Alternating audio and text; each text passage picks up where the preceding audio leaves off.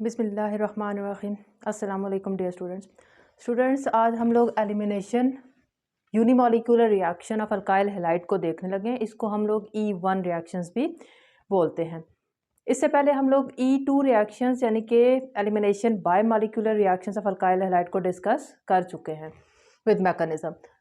तो हमारे पास unimolecular reaction जो है वो हमारे पास क्या है, 2 स्टेप रिएक्शन है। ठीक है, इसको हम डिफाइन कैसे करते हैं? It is 2 step elimination reaction in which leaving group leave first, leaving group यहाँ पर क्या है, हेलाइड होगा। ठीक है, leave first followed by the removal of hydrogen, और फिर उसके बाद हमारे पास क्या होता है, हाइड्रोजन को बेस जो है वो पिक करता है।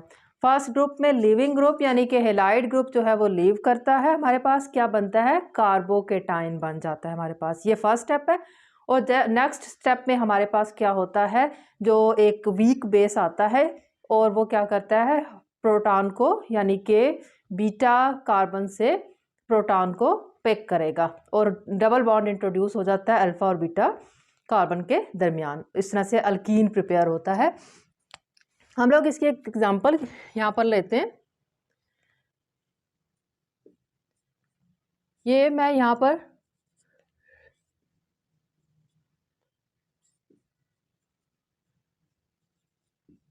मैंने एक अल्काइल हैलाइड लिया है। ये हमारे पास क्या है, ये एक टर्शरी अल्काइल हैलाइड है। ठीक है, टर्शियल अल्काइल हैलाइड जिसको हम 3 डिग्री भी बोलते हैं। यहाँ पर 3 डिग्री क्यों लिया गया है, क्योंकि 3 डिग्री अल्काइल हैलाइड्स जो होते हैं वो क्या करते हैं, E1 रिएक्शन को फेवर करेंगे। मैं आपको फिर यहाँ पर याद करवा दूँ कि हमारे पास जो एलिमिनेशन रिएक्शंस हैं वो न्यूक्लियोफिलिक सब्स्टिट्यूशन रिएक्शन के साथ हैंड इन हैंड जाते हैं, यानी कि दोनों जो होते हैं वो साथ में प्रोसीड होते हैं। क्यों? क्योंकि हमारे पास असल में एक ही स्पीशी होती है जिसके अंदर न्यूक्लियोफाइल का भी करैक्टर होता है और उसके अंदर बेस का भी करैक्टर होता है। अगर हमारे पास क्या होगा, उसके वो जब एज अ बेस काम करती है तो वो एलिमिनेशन रिएक्शन देती है, और जब वही स्पीशी जो होती है एज अ क्या करती है, न्यूक्लियोफाइल काम कर रही होती है, तो वो हमारे पास क्या होता है, एसएन रिएक्शन देते हैं। तो हमारे पास एक ही रिएक्शन में दोनों प्रोडक्ट, एलिमिनेशन प्रोडक्ट भी हासिल होता है और एसएन प्रोडक्ट भी हासिल होता है। लेकिन ये हमारे पास डिपेंड करता है कुछ फैक्टर्स पे कि आया मेजर प्रोडक्ट एलिमिनेशन होगा या फिर सब्स्टिट्यूशन, न्यूक्लियोफिलिक सब्स्टिट्यूशन रिएक्शन होगा। ठीक है, अब हमारे पास क्या है कि ये 3 डिग्री अल्काइल हैलाइड हम लोगों ने लिया। 3 डिग्री अल्काइल हैलाइड क्या होता है, यहां पर हम लोग ले लेते हैं अल्कोहलिक KOH। ठीक है, अल्कोहलिक KOH लिया। अब हमारे पास क्या है, ये ब्रोमाइड के साथ वाला कार्बन ये अल्फा कार्बन है और इसके साथ ये बीटा कार्बन है, ये भी बीटा कार्बन है और ये भी बीटा कार्बन है। तो अल्फा कार्बन से ब्रोमीन निकलेगा, ब्रोमाइड निकलेगा, और हमारे पास बीटा कार्बन से क्या होगा, प्रोटॉन एलिमिनेट होगा। ये मैंने अल्फा कार्बन बनाया। ठीक है, इसके साथ अब हमारे पास 3 बीटा कार्बन है और तीनों की कंडीशन सेम है, यानी कि वो एक तरह के हैं। तीनों बीटा कार्बन के पास 3 हमारे पास बीटा हाइड्रोजन मौजूद है। तो आप किसी में से भी बीटा हाइड्रोजन को एलिमिनेट करवा सकते हैं।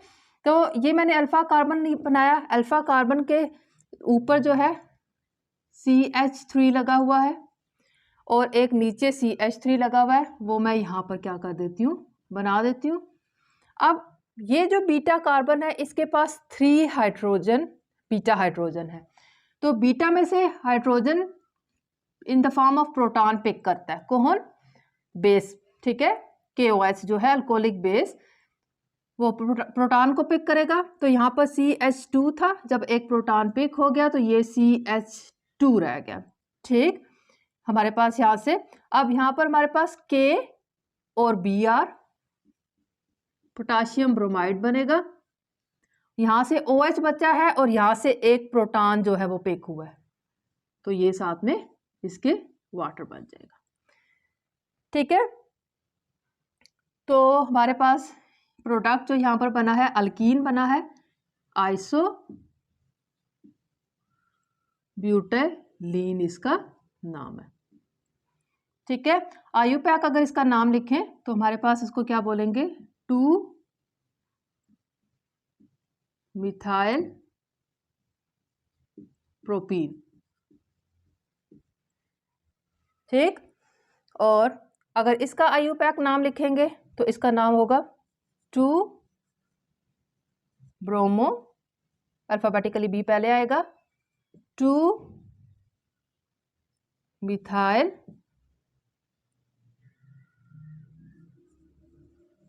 प्रोपेन। ठीक, 2 इंपॉर्टेंट बातें जो आपने यहाँ पर याद रखनी है कि यहाँ पर हमारे पास जो बेस है वो क्या होगा, एक वीक बेस इस्तेमाल होगा।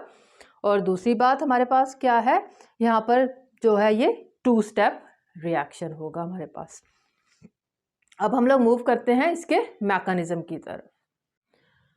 जी स्टूडेंट्स हमारे पास जो E1 रिएक्शन है वो क्या है, हमारे पास 2 स्टेप रिएक्शन है। ठीक है, हम इसका मैकेनिज्म देखते हैं।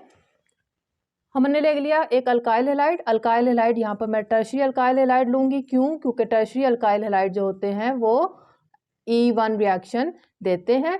ठीक है, और साथ में याद रखना है कि SN भी होगा, E1 को SN1 कम्पीट करेगा, और इसका कंपटीशन फैक्टर्स पे डिपेंड करता है कि कौन से फैक्टर मौजूद है। तो हमारे पास फर्स्ट स्टेप जो होता है वो हमारे पास आयोनाइजेशन स्टेप होता है। हमारे अल्काइल हैलाइड जो होता है वो क्या होता है, आयोनाइज होता है। ये एक स्लो स्टेप होता है, और जो स्लो स्टेप होता है वही रेट डिटर्मिनिंग स्टेप होता है, RDS। इसमें हमारे पास एक कार्बोकेटाइन बनेगा, ठीक है, और Br नेगेटिव, ब्रोमाइड अलग हो गया, और ये हमारे पास क्या है, बाकी ये जो है ये एक कार्बोकेटाइन बन गया। कार्बोकेटाइन का दूसरा नाम कार्बोनियम आयन भी होता है। कार्बोकेटाइन जब कार्बन पे पॉजिटिव चार्ज हो, यानी कि उसका एक बॉन्ड लेस हो, तो वो कार्बोकेटाइन होता है। ठीक है, ये एक कार्बोनियम आयन या कार्बोकेटाइन, और ये है किस नेचर का, ये टर्शरी है, या जिसको आप 3 डिग्री भी बोल सकते हैं। तो ये एक कार्बोकेटाइन बना टर्शरी, या फिर इसका दूसरा नाम होता है कार्बोनियम आयन।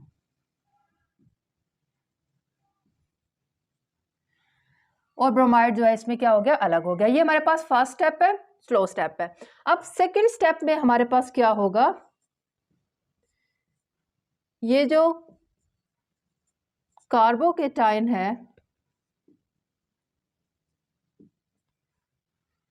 ठीक है, जो बेस है, बेस, ठीक, वो इसमें से क्या पिक करेगा,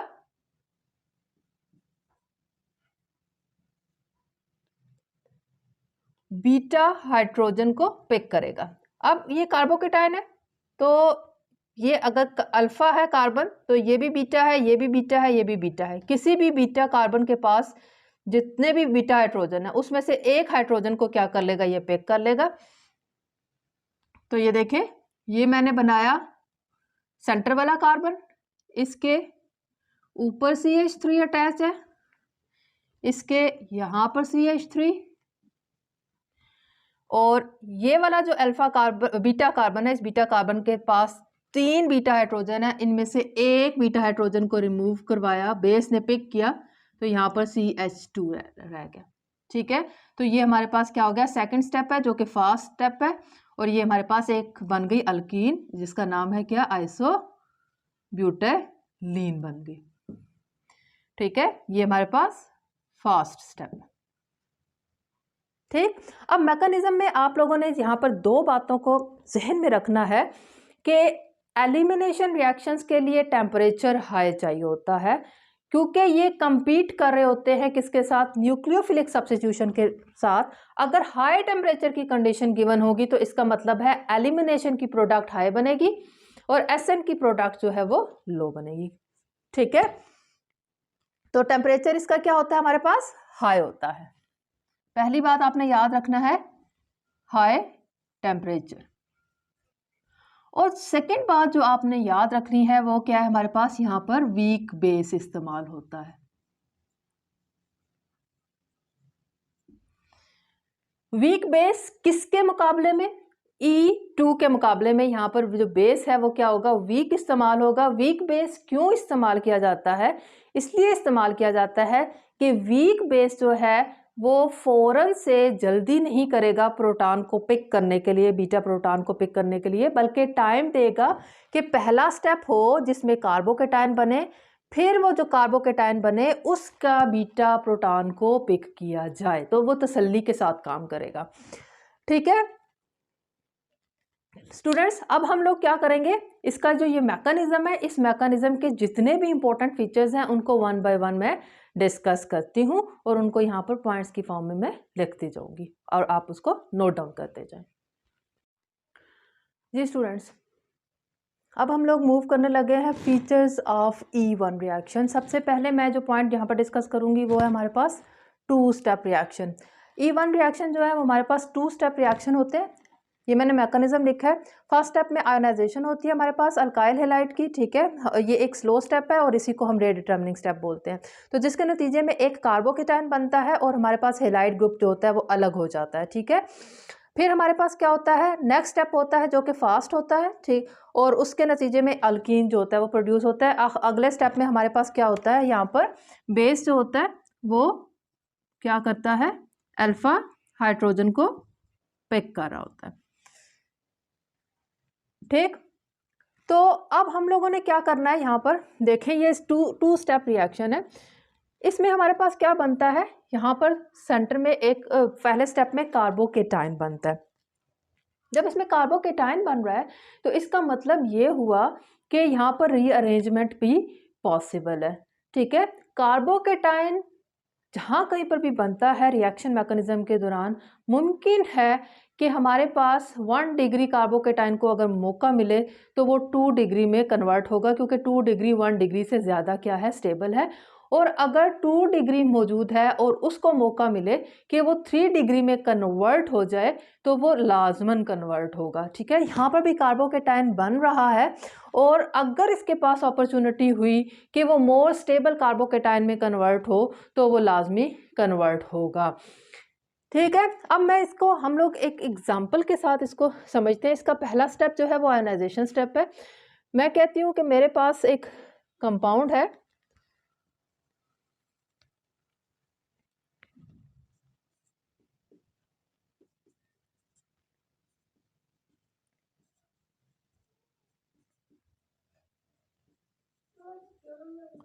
ये हमारे पास क्या है, एक क्या अल्काइल हैलाइड है, ठीक है। अगर मैं अब क्या इसमें एलिमिनेशन रिएक्शन करवाती हूँ तो इसका जो पहला स्टेप है वो हमारे पास क्या बनेगा, वो होगा आयोनाइजेशन स्टेप। आयोनाइजेशन के दौरान हमारे पास बनता क्या है, एक कार्बोकेटायन बनना है। स्टूडेंट्स देखें इसका जो कार्बोकेटायन बनेगा वो क्या बनेगा, ये हमारे पास इसमें से Br ब्रोमाइड ने क्या होना है, यहाँ से निकल जाना है। तो हमारे पास जो प्रोडक्ट बनेगा कार्बोकेटायन वो ऐसा बनेगा, यहाँ से Br निकलाना तो इसके ऊपर पॉजिटिव चार्ज आ गया और यहाँ पर हमारे पास क्या है,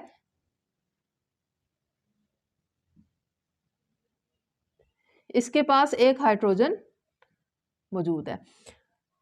अब हमारे पास जब कार्बोकेटायन बना है तो ये कार्बोकेटायन जो है ये क्या है, ये 2 डिग्री कार्बोकेटायन है। 2 डिग्री कार्बोकेटायन या 2 डिग्री कार्बोनियम आयन भी इसको बोला जा सकता है। 2 डिग्री कैसे है, देखिए ये कार्बन जिसके ऊपर पॉजिटिव चार्ज है तो ये आगे से डायरेक्टली 2 कार्बन के साथ अटैच है तो ये 2 डिग्री है, यानी कि सेकेंडरी कार्बोकेटायन है। अब हमारे इसके पास क्या है, कार्बोकेटायन जब अपने आप को स्टेबिलिटी की तरफ लेके जाता है तो वो क्या कर सकता है, वो हाइड्राइड शिफ्ट के जरिए लेके जाता है या मिथाइल शिफ्ट के जरिए भी लेकर जा सकता है।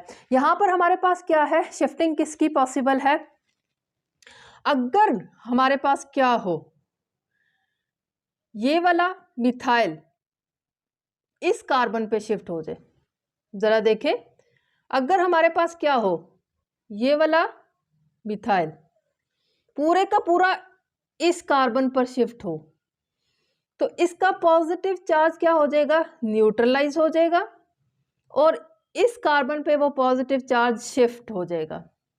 देखें कैसी सिचुएशन बनेगी हमारे पास, ये वाला कार्बन ये बना, इसके साथ CH3 अटैच है, CH3 अटैच है, इसके ऊपर से पूरे का पूरा एक मिथाइल विद बॉन्ड गया है तो लिहाजा इसके ऊपर पॉजिटिव चार्ज आ गया। ये हमारे पास CH है, ठीक है, और इसके ऊपर मिथाइल आया है, ये वाला मिथाइल इसके ऊपर शिफ्ट हुआ है, ये मैंने लिख दिया, और ये मेरे पास CH3 है, ठीक है।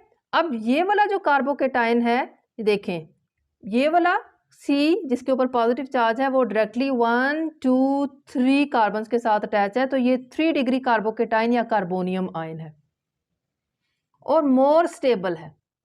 हमारे पास 3 डिग्री हमेशा ज़्यादा स्टेबल होता है 2 डिग्री से एज कम्पेयर टू 1 डिग्री से, ठीक है। अगर 1 डिग्री को मौका मिले तो वो 2 डिग्री में जाने की कोशिश करता है, 2 डिग्री को मौका मिले तो वो 3 डिग्री में लाजमन शिफ्ट होने की कोशिश करता है।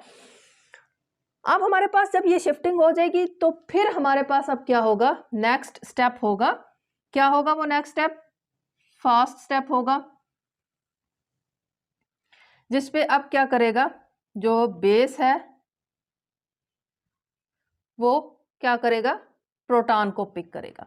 अब यहाँ पर एक और क्या है सिचुएशन है, देखें अब हमारे पास बीटा प्रोटॉन पिक होता है, ये हमारे पास क्या है, अगर मैं इसको बोलूं अल्फा जिसके पास से हेलाइड निकला है, ठीक है, अगर मैं बोलूं कि ये अल्फा है तो ये कार्बन भी बीटा है और ये कार्बन भी क्या बीटा है और ये कार्बन भी बीटा है।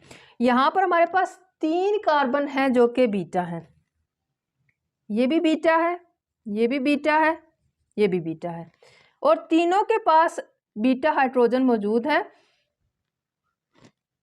अब ये दोनों एक ही सिचुएशन में एग्जिस्ट कर रहे हैं, ये वाला जो कार्बन है ना इसकी सिचुएशन डिफरेंट है। अगर हमारे पास जहां पर 2 चीजें बनेंगी,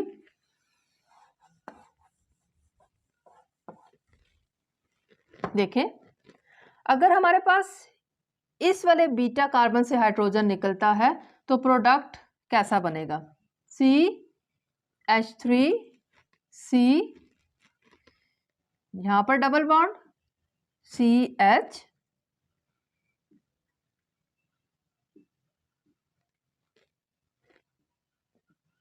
CH3 और ये CH3, ये हमारे पास क्या बना है, यहाँ पर ये वाला अल्कीन बन रहा है, ठीक है।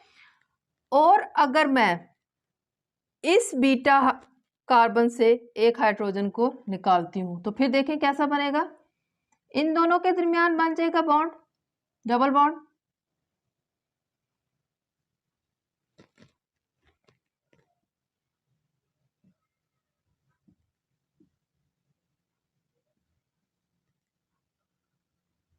ये देखें ये 2 हमारे पास प्रोडक्ट बन रही है।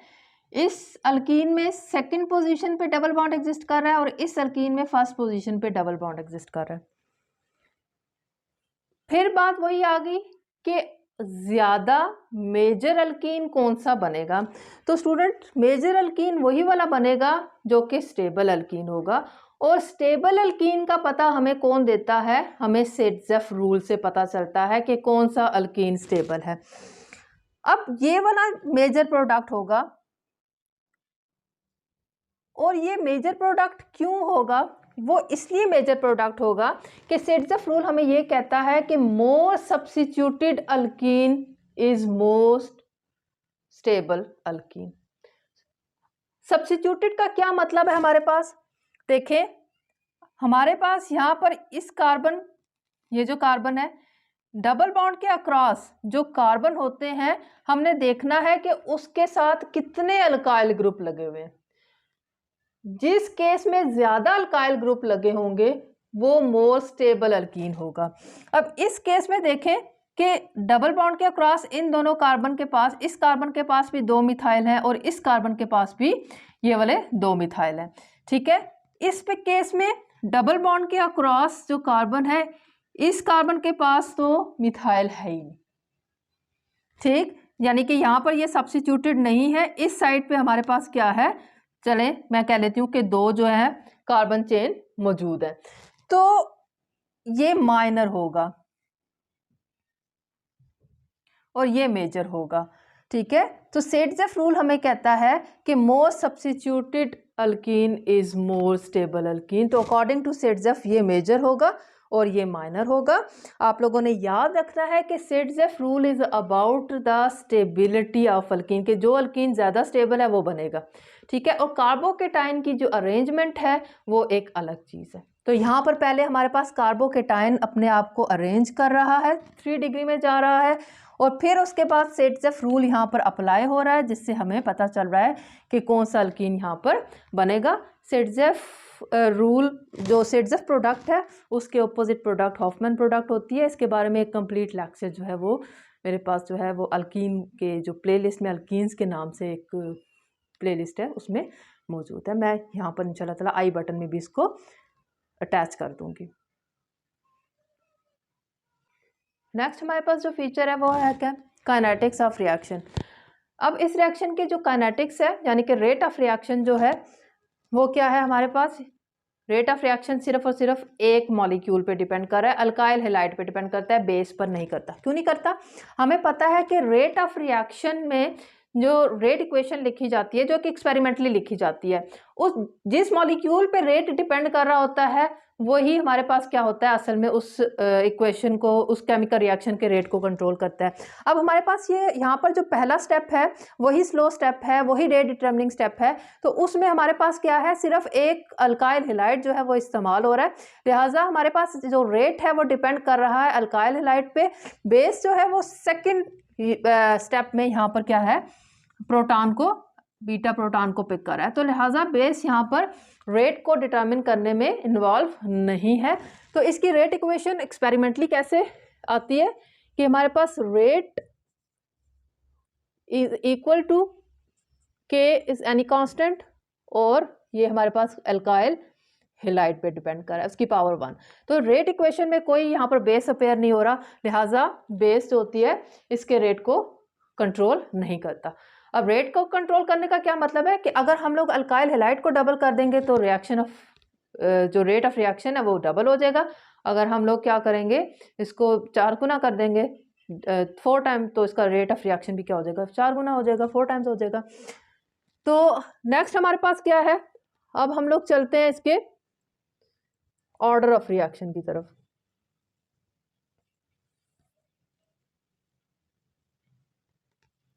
ऑर्डर ऑफ रिएक्शन, अब रेट इक्वेशन पे हमारे पास कंसंट्रेशन की जितनी पावर अपेयर हो रही होती है वही उसका ऑर्डर ऑफ रिएक्शन होता है। यहाँ पर अल्काइल हैलाइड की कंसंट्रेशन की पावर 1 है, तो इसका मतलब है यहाँ पर हमारे पास ऑर्डर ऑफ रिएक्शन क्या है,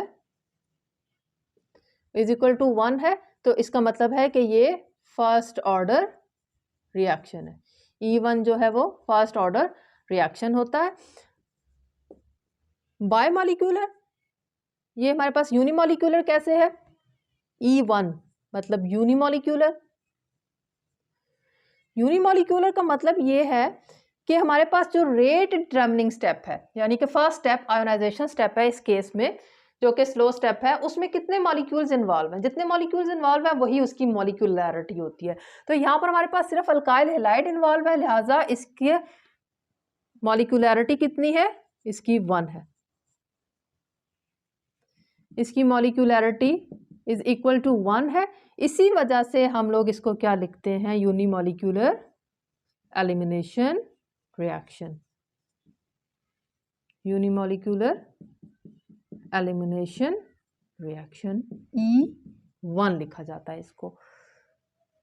ठीक है, तो ये हमारे पास क्या है, इसका यूनिमॉलिक्यूलर रिएक्शन हो गया हमारे पास। अब हम लोग चलते हैं किसकी तरफ, 5th पॉइंट की तरफ, सॉल्वेंट यहाँ पर कैसा इस्तेमाल होता है।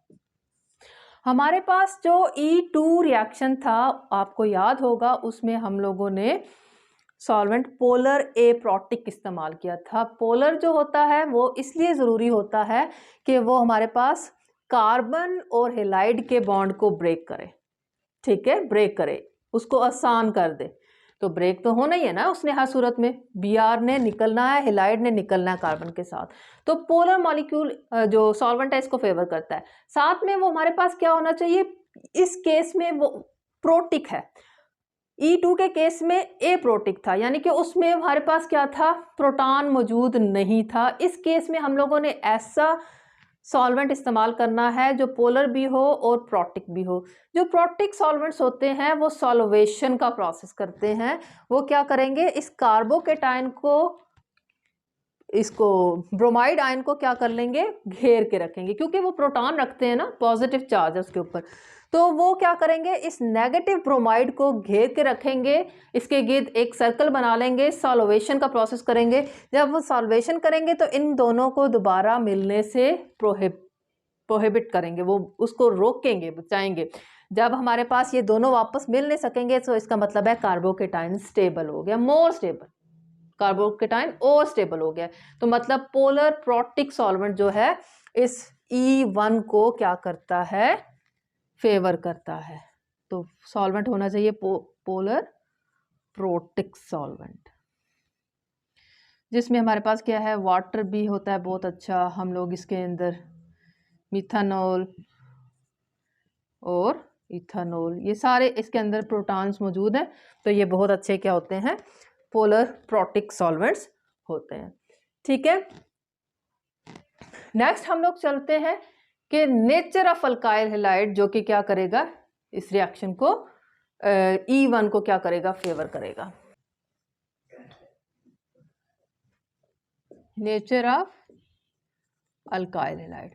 तो स्टूडेंट्स हमारे पास क्या है, जो टर्शरी अल्काइल हैलाइड होते हैं वो हमारे पास क्या करेंगे, E1 को फेवर करेंगे। अगर हमारे पास E एलिमिनेशन वाले कंडीशंस हों तो टर्शरी अल्काइल हैलाइड हो तो वो E1 को ही फॉलो करेगा, E2 उसमें मैकेनिज्म नहीं होगा। ठीक है, उसके बाद आती है बारी किसकी, सेकेंडरी की, और सबसे कम जो है आती है प्राइमरी की। प्राइमरी जो होते हैं वो E2 को फेवर करते हैं। ठीक है, और टर्शरी जो होते हैं वो किसको फेवर करते हैं, वो E1 रिएक्शन को फेवर करते हैं। स्टूडेंट्स ये हमारे पास क्या था, एलिमिनेशन रिएक्शन के सेकंड टाइप थी, यूनिमॉलिक्यूलर एलिमिनेशन रिएक्शन। उम्मीद करती हूँ कि आपको टॉपिक की अच्छे तरीके से समझ आ गई होगी। अगर आपको किसी किस्म का कन्फ्यूजन हो तो आप कमेंट सेक्शन में मेरे से पूछ सकते हैं। इंशाल्लाह ताला नेक्स्ट लेक्चर्स जो हैं उसमें मैं फैक्टर्स अफेक्टिंग द ये हमारे पास elimination reactions and nucleophilic substitution reactions factors को डिस्कस करूंगी, और मज़ीद मैं इनके कंपैरिजंस के साथ आऊँगी।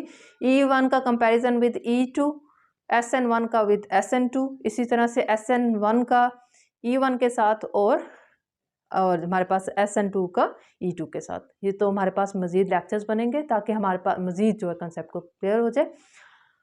स्टूडेंट्स अपना ढेर सारा ख्याल रखें, अपने इर्द गिर्द वालों का ख्याल रखें और अपनी पढ़ाई को जारी रखें। अल्लाह पाक हम सब का हामी और नासिर हो। अल्लाह हाफ़िज़।